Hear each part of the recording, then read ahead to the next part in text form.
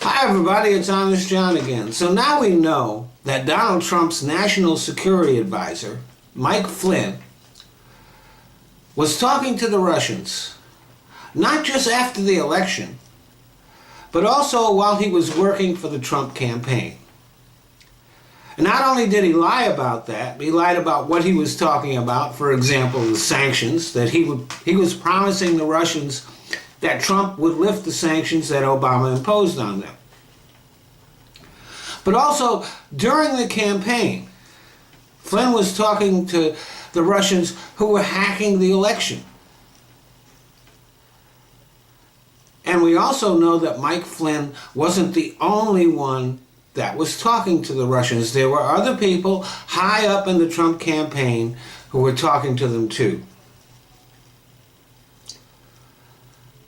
Their names haven't been released yet, but we know that Mike Flynn was not the only person that was talking to the Russians from the Trump campaign.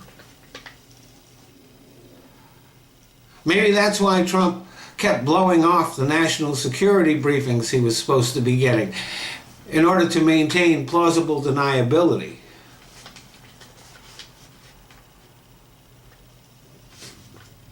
But does anybody believe that all of these people that were surrounding Trump were talking to the Russians and that Trump was left out of the loop? That Trump had nothing to do with it? Think back on all the praise that Trump had for Putin during the campaign, and how he encouraged the Russians to do more hacking.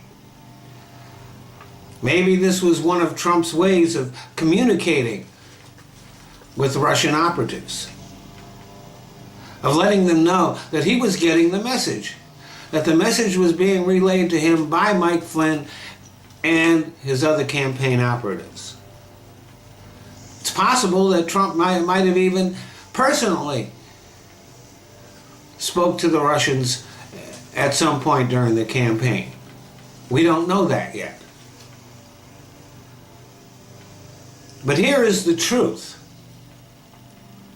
Our current president, Donald Trump, colluded with the Russians to sabotage the Clinton campaign to get him elected.